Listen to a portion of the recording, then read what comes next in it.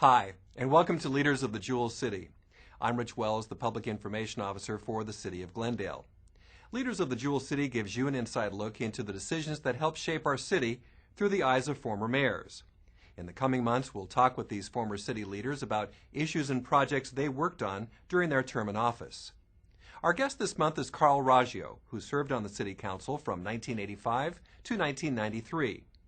Raggio held the position of mayor from April of 1985 to April of 1986, and from April of 1992 to April of 1993. Carl, during your terms in office, talk about the makeup of your councils that you sat with. Well, we had a variety of backgrounds on our council. Jack Day was a banker, and he was with CalFed, no longer in existence. Jerry Milner was an engineer, and he worked for the telephone company. And of course Larry Zarian, and Larry was a businessman and did some developing. And then Ginger Bremberg, who was an elementary school teacher in our early days. And then I had an experience at JPL. I went to work there in 1951, so I brought more engineering into it. But the one thing that I think distinguished us from present-day council is that we were part-time. Mm-hmm. And we conducted business with people before breakfast and before going into work and after work. And our meetings at that time were a little shorter than they are now. And I think it's with nothing to be said about you, but we didn't have television. Mm-hmm. So consequently, things went a little faster. And you met in the afternoon. Yeah, we met in the afternoon, and in fact, one of your former mayors, Jim Perkins, mentioned that too. But I think we got an awful lot done. And the difference happened to be that we worked together. Well, I was going to say that. You had a real diversified group there, but it seems as though everybody really worked together, didn't they? Yeah, there's a word that isn't used so much anymore, but it's synergy. And synergy is a product, really, of working together, because you get more than the sum of the parts as a result of that. And I learned that early at JPL. There's nothing more that leads to success than project teams that work together, and that's the essence of it. So that made us different, and I think one other aspect of it that once a decision was made, and people think, well, you're all yes voters, we had an awful lot in the way of 3-2s. Now, who was your city manager during your terms? Jim Rez was up until the time I became mayor, and he retired, and I don't think it was because of me. But then we went into a search, and there are several companies, as you know, that search for executives at that level. What's interesting, that at that time, it was shortly after the Whittier earthquake. Mm-hmm. And there was an awful lot of hairy-scary about that time with respect to earthquakes. And we looked at a lot, but a lot of people then were committed to their own areas because of that particular tragedy. And Jim recommended that our assistant city manager, who was Dave Ramsey, take hold, and we voted him in. And he was manager when I retired from the council. Talk about the two city managers and their styles. Jim was more of a delegator, and that David got more involved in that. I found it easy to work with both of them, and the one thing that we tried to do as council was to work through the city manager to any particular department that we had. Both were accommodating in that sense. David was far more detail oriented and got into the details, and then would develop a history of the details, so you could always go to him and get the background. And sometimes you got more background than you ever needed, but you got the background. But I found him to be a very capable person, and one that you could rely on. Now, he asked me to be a part of, at one time we had a group of people that took care of various functions within the city, and it was a commission. He asked me to be a part of that, and that was rehabilitating people for jobs in town. And that's how I came to know David. And that's when he was assistant to the city manager. Right. Give me a snapshot, if you will, of Glendale when you were in office. When we moved here in 1963, Glendale was really a small bedroom community and had a reputation for two things. Schools. You moved here because of the quality of the schools, so you wanted your youngsters to be a part of it. And two is the quiet, the bedroom community, and it had a preponderance of Spanish homes. Beautiful place to go. And then with the 70s and about the mid-70s and through the 80s and early 90s, we had a spurt in growth like you've never seen before. It just simply turned things inside out. And consequently, the schools were trying to keep up. And of course, the city was trying to keep up with the growth, with housing and everything that went along with it. And the end result was that was our problem of the day. Now, couple that with the fact that there was two gentlemen who decided that property taxes were being used the wrong way and high, and they promoted a proposition called 13, and their names are Jarvis and Gann. And the result is it passed. And so consequently, there was a change in the financial structure of cities, too. So add the growth and the concern about the infrastructure and what was happened to it because of this profound growth, and the fact that finances now, that would relate in particular to quality of life issues, were taken away and instituted in Sacramento. Sacramento then redistributed the funds from the property taxes. Prior to that time, property taxes underwrote the cost of your schools. And I think that's why Glendale had such a reputation for excellence, because they really believed in their schools. Right. And my engagement in politics here was as a result of cutting classes when our youngsters were in school, so we came up with a proposition called an override. And the override is how you paid for taxes. You added more to your property taxes locally. But the property taxes also paid for the quality of life within your cities. That's police and fire and recreation. Now somebody else had control of it. And the way they distributed it was far different. Glendale was always a prudent city. We always had reserves. The schools also had reserves. So consequently, the distribution was, quote, based on need. It was felt we didn't need. Right. So we became the low man on the totem pole with respect to that redistribution of dollars, whereas our sister cities, those to either side of us, got 1.5 times more and 2 times as much in the way of return. We get 12 cents on the dollar. Something that's still in force today, right, even though we have a whole different demographic type of a city. And our status as being in the top 10 percentile of per capita income has gone to the 40th. Consequently, one of the things that I ought to spend more time with is engaging our council in trying to make a change in Sacramento that says that you have a redistribution of the distribution of Proposition 13 funds. So Prop 13 was probably one of the biggest challenges you faced while you were in office. It was in that. But Rich, it's the silver lining. It forced us to do things differently. And redevelopment came about at that time. And we had some very courageous council people that preceded us who came up with redevelopment and within a designated area. This is the result of the 71 earthquake that took place Brand Boulevard, where all the facades fell down and Webb's department store was cashed in. But what we recognized is that we needed to form a partnership with business, because the more inviting we made business in our city, the more they would underwrite the cost of of the quality of life. So when I was chair of the Redevelopment Agency, we formed a partnership called the Development Council with Ray Edwards, who was the CEO of Glendale and a real patron of everything that was Glendale. And he brought in the CEOs within the city to work together.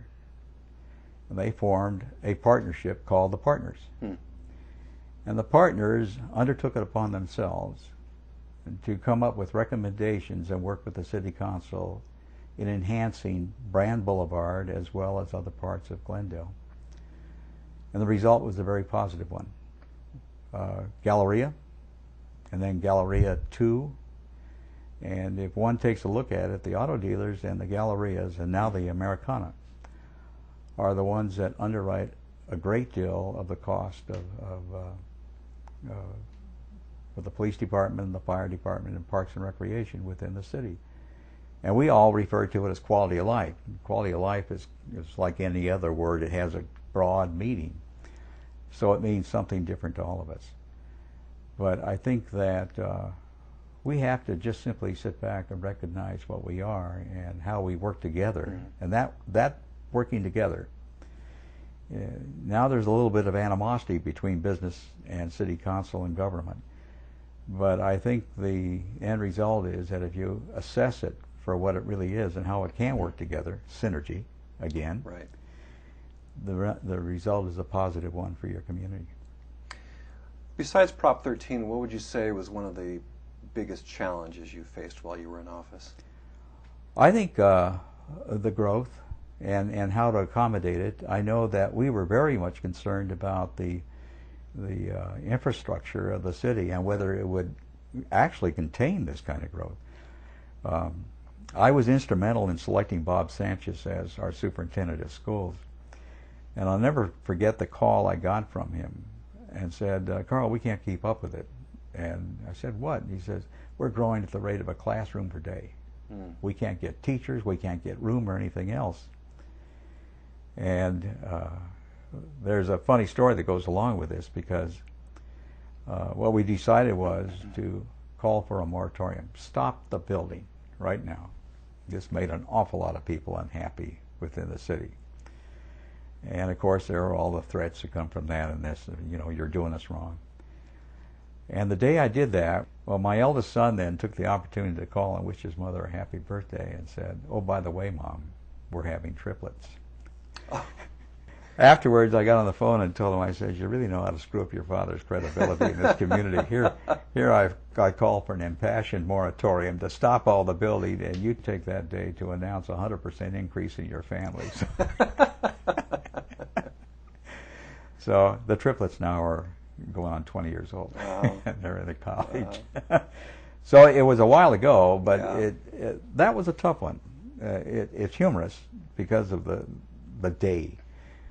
But it was tough from the standpoint that you really had to find a way to calm it down, right, and to one, define the problem. You know, I see an awful lot of solutions running around looking for a problem. Well, in this case, what you had to do was define the problem and define it in such a way that you could respond to it. Well, the one thing to do was to stop things so you could find out what's going on. And there was an awful lot in the way of just simply sidestepping the permitting process and everything else. So as a consequence, what we did was we took our time to look at it, come back with, in some cases, rezoning, so we could accommodate it.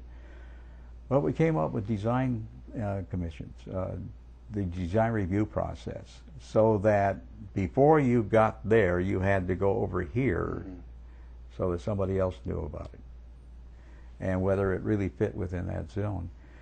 Those are here today. The other thing was, after this was kind of put to rest, my last year on council was the hillside ordinance. Hillsides have become an issue, a very big issue, and the ordinance that we came up with was not only the peaks and that, but also some of the subparts in there in the strata. Right. So consequently, you had to come up with Florida area ratios and that kind of thing. We did a study. We looked at others, such as Pasadena and Los Angeles, and came up with the one that I think is now being amended to a certain extent, but is still the basis for what the ordinance happens to be. And that was 1993 when we passed that. So you're talking about 15 years ago. Right. And it's worked for a long time on that. Well, what would you consider some of your other accomplishments while you're in office, Carl? Well, this sounds like a little one, but I really think it's big. In that the beeline. And the beeline came about because we did a study. In fact, I was one of two others, Pasadena and Burbank, to form the Tri-Cities Transportation Corridor. We were trying to get something from, at that time it was called RTD, Rapid Transit District. Later I co-chaired the formulation of MTA, which is Metropolitan Transit Authority. But what we found is that 65% of the people who worked in Glendale lived elsewhere. What we wanted them to do was shop in Glendale. And so if they were to use the Galleria, they'd have to get in their car, go down there and park and come back, and nobody's going to do that during a lunch hour. What we thought we could do is have a bus service, a shuttle service within the city that would pick people up at their places of work, take them to the Galleria where they could shop, have lunch, come back and be within the time allocated for their lunch hour. And the first buses we had were the jitneys that you use at the airports where you put luggage. So they could carry their all the things that they bought there with them and then go home. It worked. It was the genesis of what Beeline happens to be today. And it just simply for the express purpose of getting 65% of the people who worked in Glendale to shop within Glendale. Did you ever imagine it was going to grow the way it did? Yeah, because I was a part of the RTD. I was a part of the Rapid Transit. I was also a part of the Railway Construction Commission, putting in the subways and that kind of thing. And like I said, I had the beginning experience with MTA.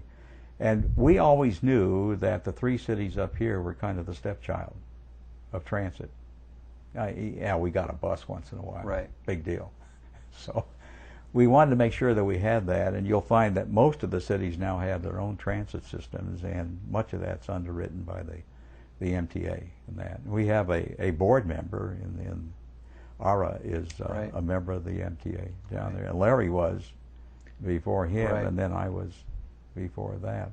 So Glendale's had a history of participation in transportation issues and that.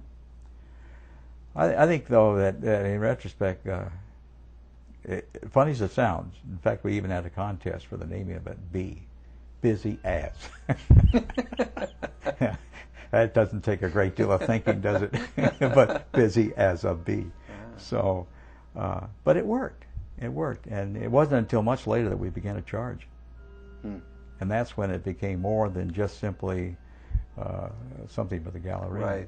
Right. The other thing I'm kind of proud of is Galleria 2. And we put that in. And same Donahue and Schreiber are the ones who did that, and brought in Nordstrom's as an anchor on that one. When Galleria 1 went in, it was to counter the amount of people going to South Lake in Pasadena. Bullock's, Desmond's. I used to go to Desmond's. That was the men's shop at that time to go to. But you needed to locate that here. Again, this cooperation between business and the government in order to make quality of life issues paramount. And then I think one of the things that I really enjoyed doing was the redevelopment area 2, San Fernando Road. And that came about really because of an association I had with Rensselaer Polytechnic Institute in New York. I was an advisor there from the lab for many, many years. And they started an industrial park there because Governor Carey at that time needed to have more in the way of technology coming to New York. So he located it next to the Institute, and the result was a very profitable one for New York. In fact, they took their PhD candidates who had ideas about new products, and they would underwrite the cost of that to develop them. Then they became part of the scene. And so I thought, that's ideal. Disney was already down there, and Disney was doing an awful lot of exploratory work with, well, Disneyland and others. But Disney has always been a device kind of a structure too. And then through another council, I think the one that just succeeded us, you got the ABC people to come in, and then you got Spielberg and his group to come in with DreamWorks. Right. And the result has been a very good one for Glendale. Right. And what we wanted was, we wanted high tech. Not, we wanted a clean industry, but we wanted high tech, and we wanted those same people to move to Glendale and spend money in Glendale. Right, right. Was there anything, Carl, that you didn't accomplish while you were in office that you look back on and you say, oh, I really wish I could have maybe done? I think I could have been more aggressive with waste to energy. That's an interesting story because my counterpart at Langley, and this is 1978, took me through their installation back there to show me what they were doing. They needed energy at that time in the form of steam to drive the wind tunnels, because Langley is the place to go for aerodynamics. Right. And it was during Carter's administration, and the cost of oil at that time was extraordinary. People don't remember, but you had long lines waiting at gas stations and this kind of thing. So consequently, you need an alternative. And Langley went to Hampton, which is a little city there, and said, we'd like to convert your trash to energy. You collect it, but you dump it here, and we'll burn it. They came up with a burn cycle. And it met all the EPA requirements. And I introduced it to council in 1978. Is that right? Yeah. And then when we were on council, as you recall, we told Los Angeles that they had to get out of Shoal Canyon because they were the hogs at the trough. They were literally just simply using up that canyon faster than not. And we didn't make many friends doing that, but the end result is it was good because it gave life to the canyon. And we then joined with 4 other cities so that they would use it, and that's La Cañada and Pasadena and South Pass and Alhambra. And I thought at that time that tipping fees might be put in escrow so we could build waste-to-energy plants. And instead of converting to steam, we would convert to electricity. Now, we had rehabilitated Shoal Canyon, the golf course and that, by piping it. And we still take it down to the power plant, and I think it's equivalent to about 5,000 homes in the amount of gas, methane, that we get there. But that could be the instrument used in terms of your burners. And we presently are in the neighborhood of 1,500 plus tons per day. Langley was 200. And they're still going. That's a 30-year-old plant still meeting all the requirements. Where I didn't follow it aggressively. I should have. I should have been really a pain in everybody's neck. But I brought it to the attention of the city again. I know the city has recently gone through a review by the county of various waste-to-energy methods, and I hope they do that. I know the result was that they added light. They're going to pile it higher and make it longer. But if you take a look at the burn cycle of this, and you begin to think of waste as fuel, which it is, and we produce an awful lot of waste. We recycle because recycling came about while I was in office too. But we still produce an awful lot of waste, and we can convert that to energy. And I've made some calculations, and 5 plants of 300 tons a day would just about take care of the requirements of energy within the city. We could be independent then. We wouldn't have to be bounced back and forth, back and forth. And if you go one step further, the result would be you could sell it. Now you're generating income for the city Right. by doing that. You can sell it to the same people who are bringing their waste because they don't have the room to do it. Right. You know, we have a resource there, Right. and that's my fault. So yeah, to a certain extent, I regret that I didn't really follow up on that to the extent I should have. What were some of the more significant events that occurred while you were in office, Carl? Well, I think the hotel. Glendale had been hungering for a hotel for a long time, and this again, Ray Edwards and the Development Council, the Redevelopment Council, introduced us to Carnation, and we did some things that were a bit different that time. One, we shopped for a hotel, and that was kind of fun. But we used the wash, and we suggested to the county that they cover it. Now there was a bit of objection, but I think we did a good sales job because they paid for it, and that's become the park that introduces the hotel to Glen Oaks Boulevard. Right.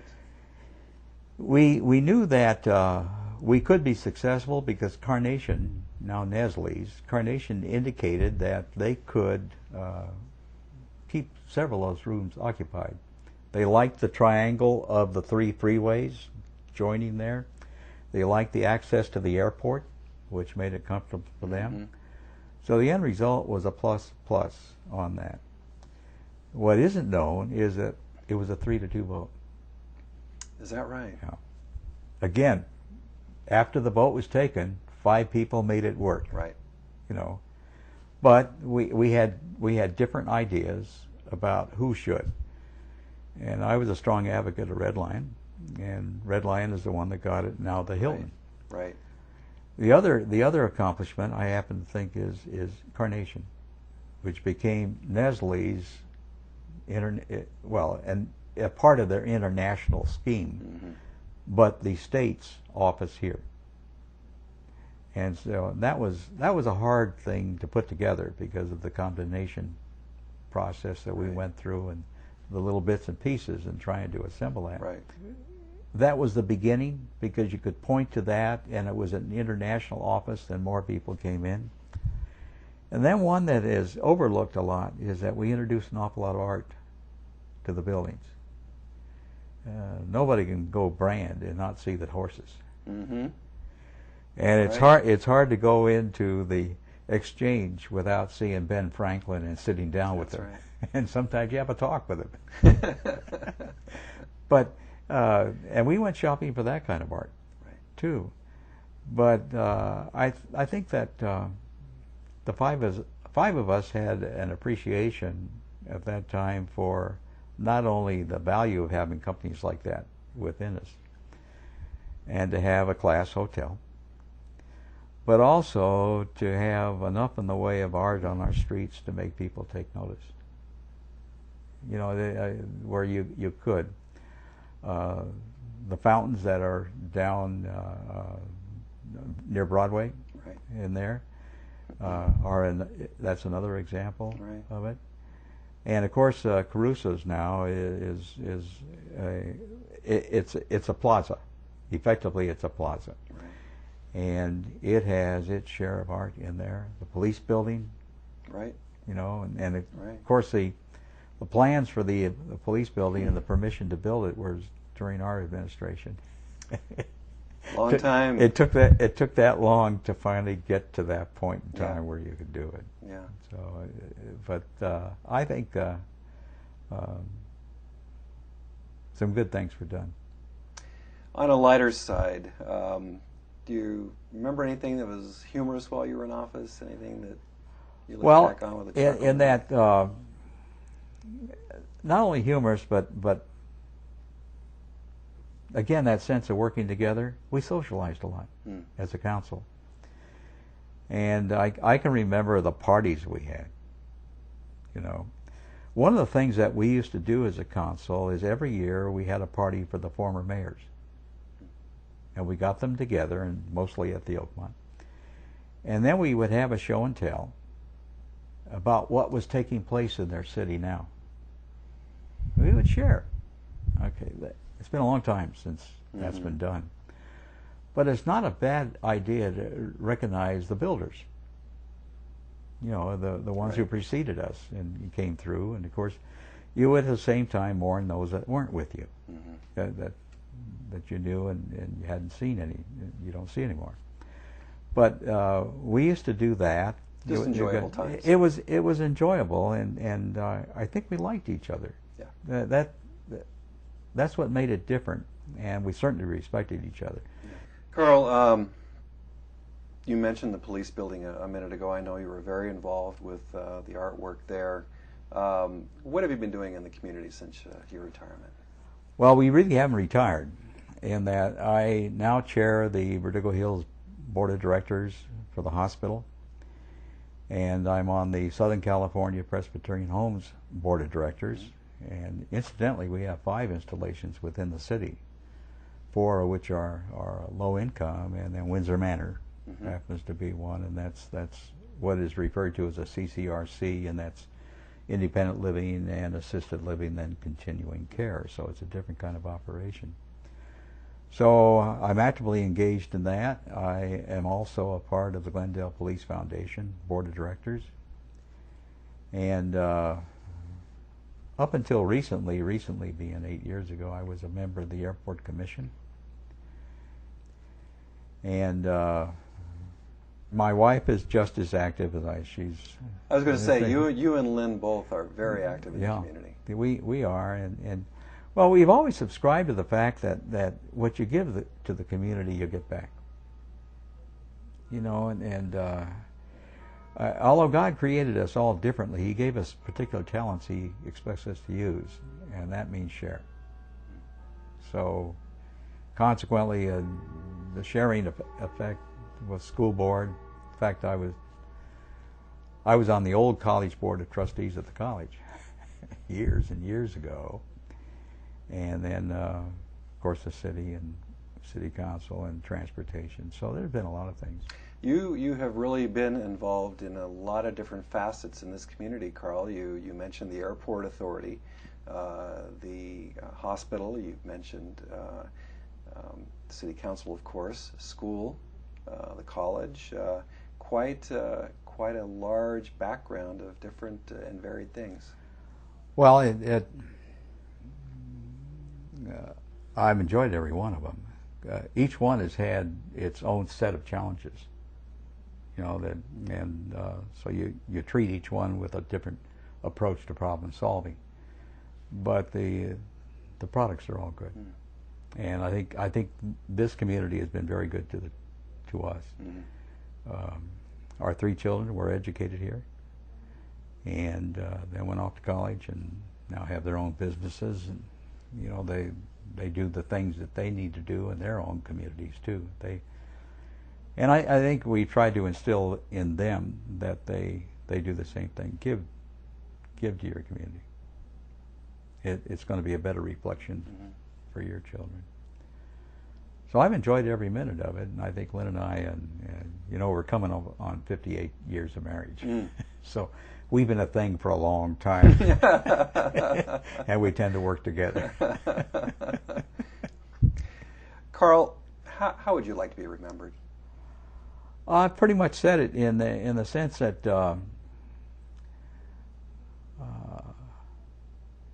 everyone wants to be remembered kindly, but I think that I've been decisive in what I've done, and that I've tried to share what I had in the way of talent or the ability to solve problems. I had a great teacher, and that happened to be Bill Pickering, and he was my boss.